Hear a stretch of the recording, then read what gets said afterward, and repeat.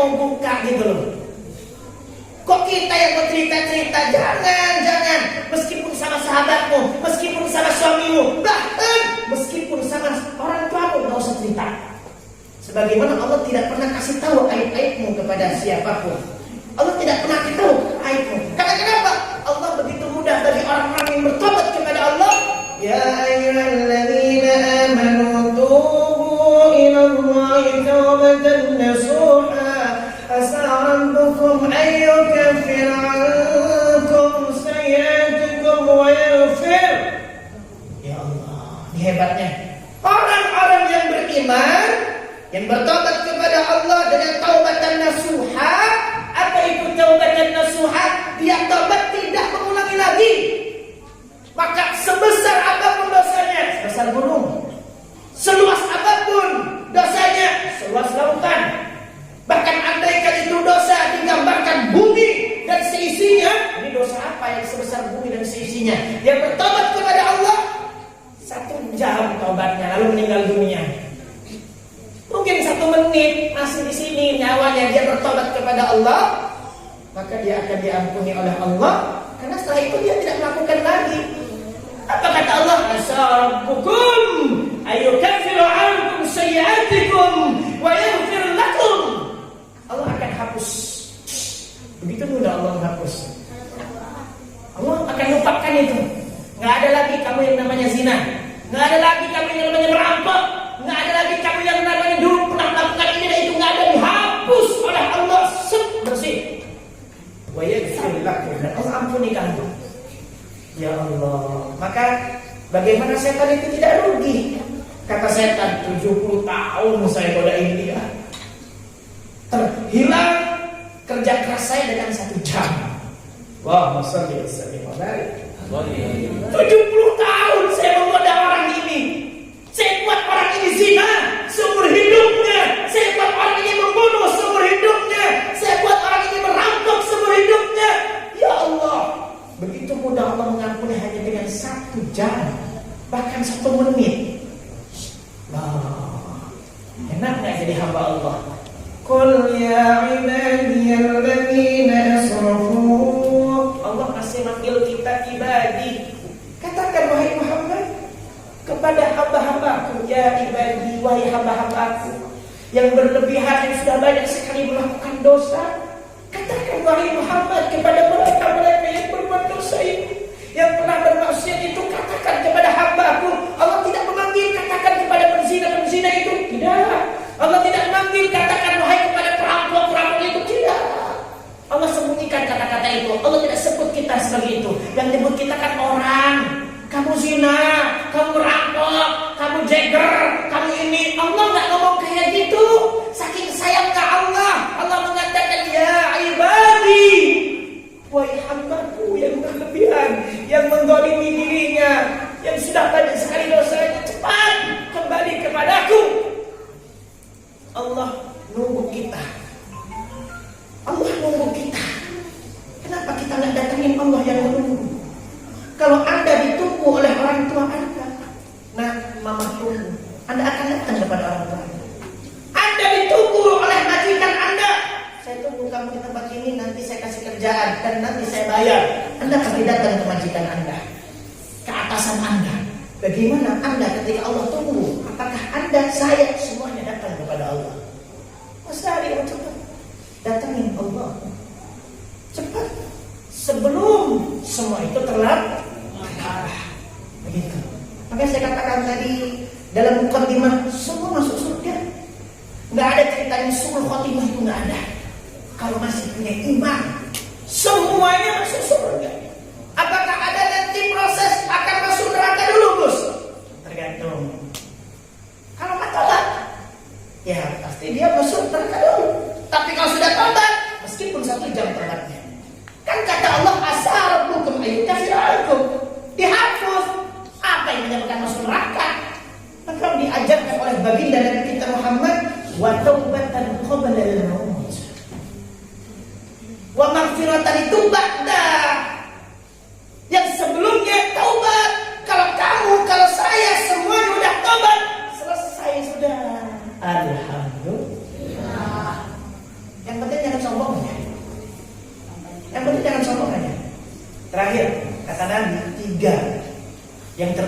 sombong, dan 3 orang ini akan dimasukkan neraka oleh Allah. Fahuwa asharus safin, fahum asharus safin, dan 3 orang ini mereka akan dimasukkan di neraka yang paling bawah. Bahkan dikatakan dalam hadis tadi bahwa orang 3 ini, 3 golongan ini akan diangkat kakinya dalam kepala, di bawah dihinakan oleh Allah untuk masuk neraka ya Allah. Na'udzubillah wal 'iyadu billah. Siapa 3 ini yang biasa sombong itu?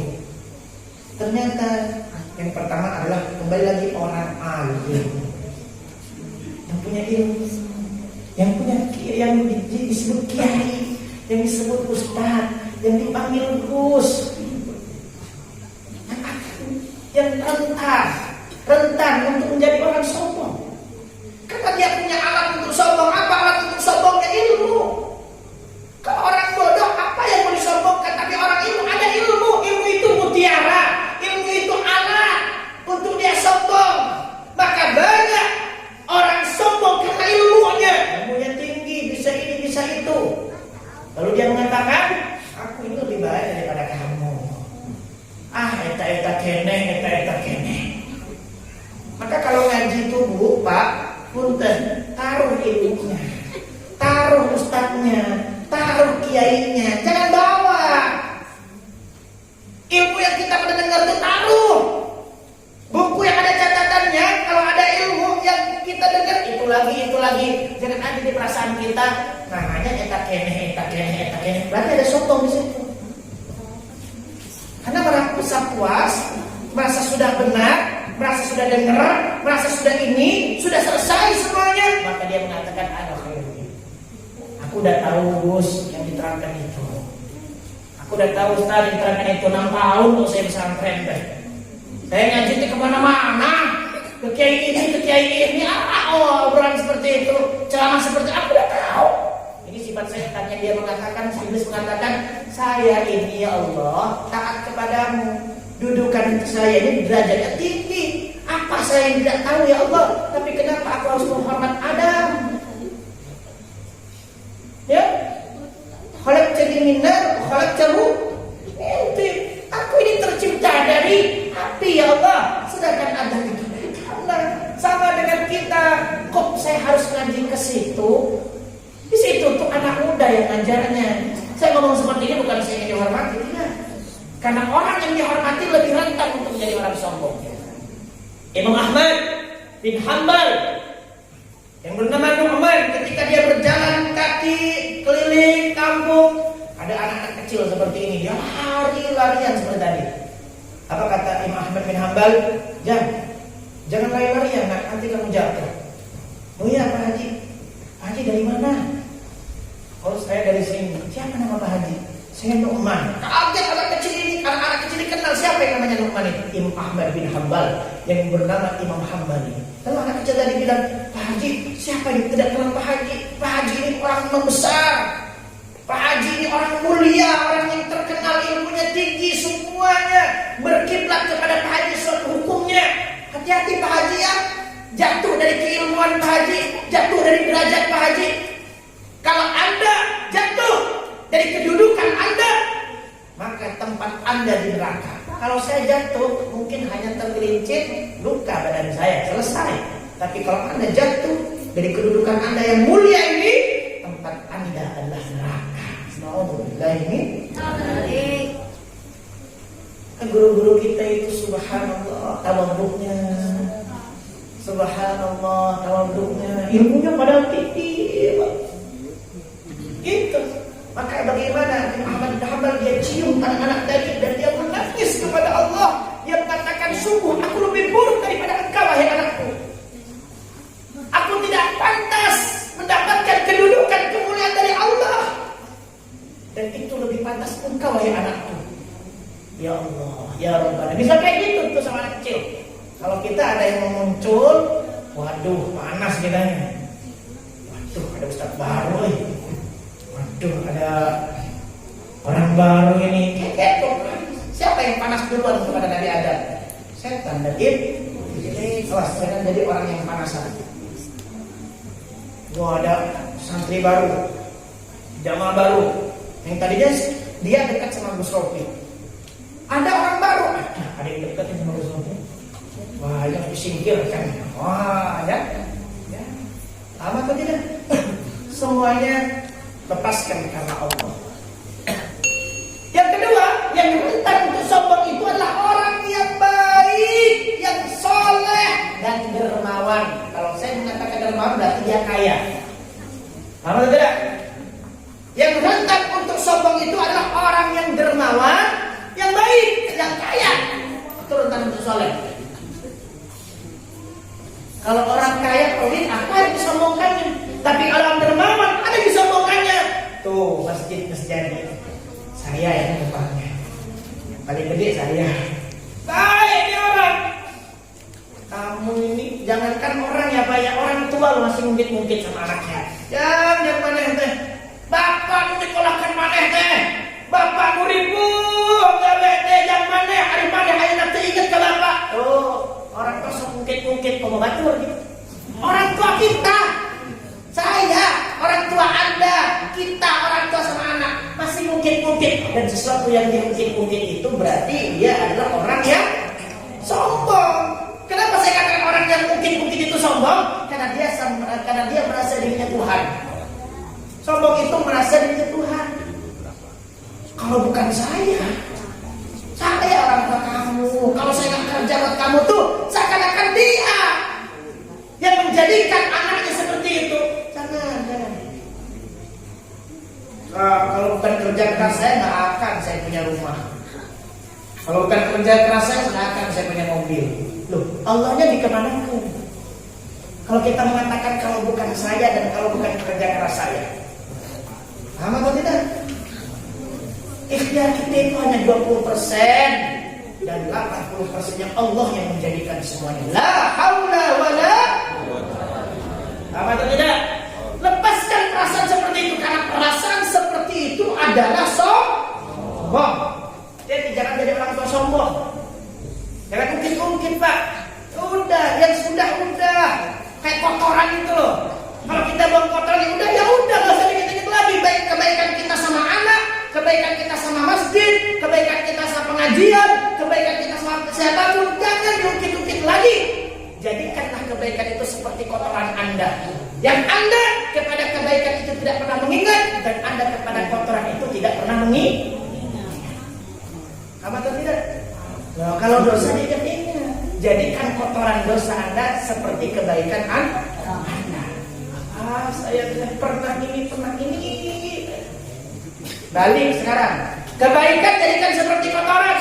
Kita buang kotoran nggak ingat. Sebagaimana kita berbuat baik, jangan pernah ingat-ingat. Mau 2.000 ingat-ingat.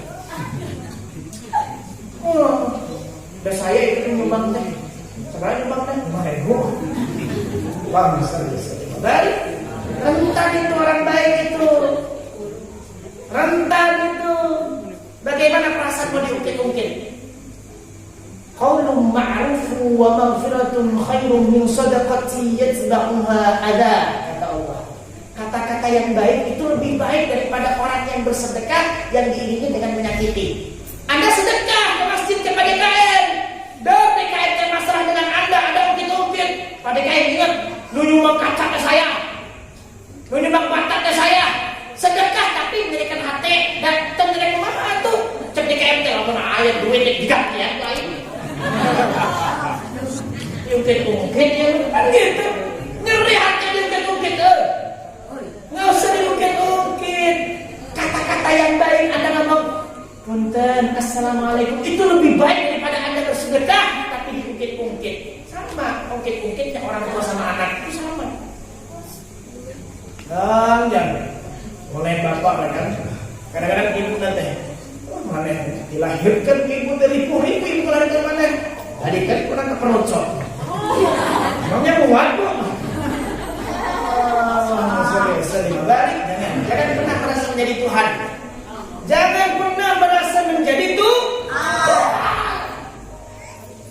La mawjuda illallah. Segala sesuatu yang wujud itu adalah diwujudkan oleh Allah. Yang ketiga, yang sering rentan sombong adalah penghafal Quran yang sudah hafal Al-Quran. Saya sering kalau pertemuan alumni, kamu sama teman-teman lo, Saya di sini ikut saya tuh ke Bandung, bantuin saya ngajar di tempat saya. Karena saya yang ngajar itu nggak ada yang hafal Quran, saya sendiri ada yang hafal Quran. Kalau ada kamu pengen apa kata dia? Saya menghafalkan Quran itu capek, bekerja keras, bersemangat. Berapa kamu bayar saya? Tuh. Boleh ngebahas bayaran kimat tebal-tebalnya dia. Jangan gawe, tapi saya dibayar. Kalau ada kurang dia undang disotik. Wani biro. Oh. Kan manajemennya kalau mau undangnya tuh sama gitu, belum apa-apa, belum ngaji, belum terdik, hayang saya dibayar. Baik apa Quran yang penting ajar tuh gitu. Kenapa? Karena dia merasa saya ngapalkan Quran ini susah. Tidak ada yang paling susah kecuali menghafalkan Quran. Nggak ada yang paling sulit di alam dunia ini adalah menghafal Quran. Yang paling sulit. Karena kenapa? Hafal Quran itu bukan karena cerdas. Banyak yang cerdas tidak hafal Quran, tapi banyak yang kekurangan otaknya, bahkan yang buta hafal Quran. Artinya kekuatan yang keinginan yang sangat besar akan didorong dengan kekuatan Allah yang menakdirkannya. Maka saya katakan hafal Quran itu bukan cerdas, tapi kemauan Anda yang sangat kuat didorong dengan kemauan Anda dan kemauan orang-orang terdekat Anda. Jika itu anaknya pengen hafal Quran, orang tuanya pengen banget. Saya pengen anak hafal Quran, pengen banget. Bagaimana ceritanya? Saya lihat di YouTube sekarang lagi viral. Imam Mekah. Di Mekah itu ada masjid namanya Masjid Birrul Walidain. Itu yang jadi imam Masjid Birrul Walidain ada di Mekah itu orang Indonesia. Orang mana ya? Orang mana ya? Pokoknya orang Jawa Barat pokoknya. Di wawancara. Bagaimana Anda bisa hafal Quran? Kemauan ibu saya. Ibu saya bilang, nah kalau kamu belum hafal Quran, ibu nggak mau mati. Tapi kalau kamu sudah hafal Quran, ibu pengen cepat mati. Singkat cerita dia sudah hafal Quran. Dia sudah menghafalkan Quran, dapat 10 juz, dia tidak mau cerita sama ibunya. Karena takut khawatir ibunya meninggal dunia. Karena kata-katanya gitu. Kalau kamu belum hafal Quran, ibu nggak mau mati nak. Tapi kalau kamu udah hafal Quran, ibu pengen cepat-cepat mati. Dia nggak cerita, udah dapat 10 juz, nggak cerita sama ibunya. Masih dirahasiakan sama ibunya. Nah, baru dia udah menyelesaikan 30 juz, mau tidak mau, dia ketahuan sama ibunya. Kamu udah hafal Quran ya nak? Iya bu, alhamdulillah. Dengan khawatir anaknya mengatakan iya bu, alhamdulillah. Nggak lama dari itu ibunya meninggal dunia. Ternyata dikaji kenapa ini hafal Quran? Karena ibunya subhanallah, dia membeli Al-Quran kemana-mana, dia kumpulkan itu Al-Quran, dia sedekahkan ke masjid-masjid dan madrasah dengan wakaf Quran, dan dia akan semoga dengan saya mensedekahkan Quran, anak saya hafal Quran. Sebagaimana saya punya ibu saya mengatakan ketika saya pesantren, kamu jangan banyak makan, jangan banyak tidur. Nanti kamu kalau banyak makan kamu kekenyangan, nggak baca Quran, nggak ngapalin Quran. Kalau kamu banyak tidur, kapan kamu ngapalin Qurannya? Jangan banyak makan, jangan banyak tidur nak ya. Alhamdulillah sampai sekarang saya kalau malam itu susah tidur. Kenapa? Kalau malam saya nggak pernah tidur. Seneng gitu ngapalin Quran waktu di pesantren waktu malam. 6 tahun saya ngapalin Quran, 13 tahun saya di pesantren. Di wisuda waktu itu ibu saya bilang, nah ibu hari raya sekarang. Saya bilang ini bukan hari raya bu. Ini bukan hari raya. Ini belum Idul Adha, ini Idul Fitri. Nah, ibu berhenti puasa karena kamu sudah wisuda. Saya tanya ibu, kapan berpuasa untuk saya? Mulai kamu masuk ke pesantren. Kecuali dalam haid ibu nggak puasa. 6 tahun ibu puasa. Kapan itu?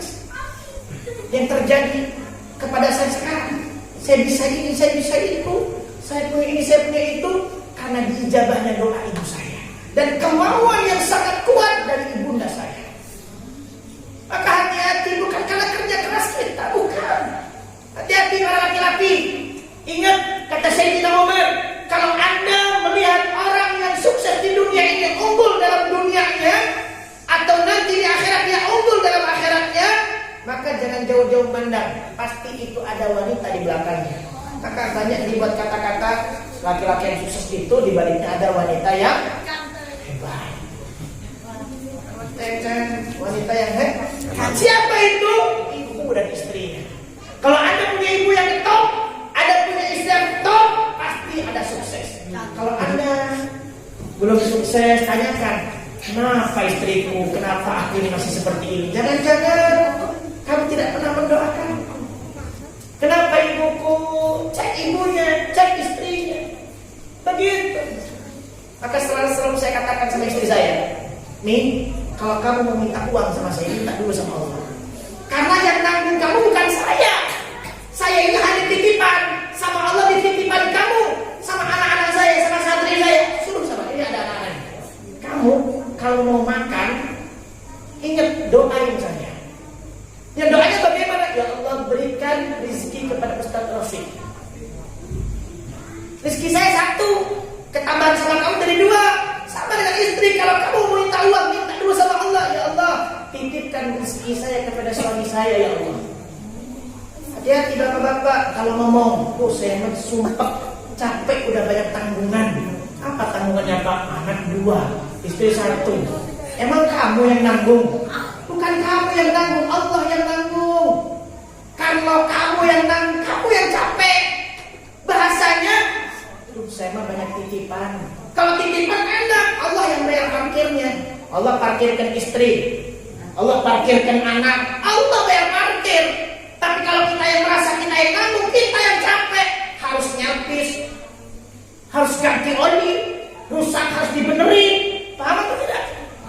Tapi kalau bahasanya titipan, dititipkan oleh Allah, Allah yang bayarnya. Apa yang dibutuhkan oleh anak kamu? Anak kamu sekolah, dibiayain sama Allah. Anak kamu pengen dicukupin sama Allah. Istri kamu pengen dicukupin sama Allah. Tapi bahasanya bukan kamu yang nanggung, Allah yang nanggung. Saya sekedar dititipkan. Maka minta sama Allah Anda, ya Allah berikan rezeki atas apa yang dititipkan olehku. Saya dititipkan pesantren, nggak pernah saya minta-minta. Itu catering bagaimana bukan minta, ngajak. Kalau saya minta, lu minta ya Bu, ya pesantren saya itu minta. Tapi kalau saya ngajak, Bu ada catering pesantren, silakan. Yang mau silakan, yang nggak apa-apa. Itu ngajak namanya. Nanti Anda yang akan terima kasih kepada saya akan terima kasih kepada orang miskin itu. Apa kata nanti di akhirat? Ya Allah, andai kan saya tidak bertemu dengan Ustaz, mungkin saya tidak ada amal sedekah. Alhamdulillah Ustaz belum pernah ngajak saya sedekah. Jadi sekarang saya panen sedekah saya. Alhamdulillah. Paham atau tidak? Hati-hati, semua yang terjadi itu bukan kerja keras kita, tapi karena Allah. Kita semuanya semoga diselamatkan oleh Allah dari sifat sombong,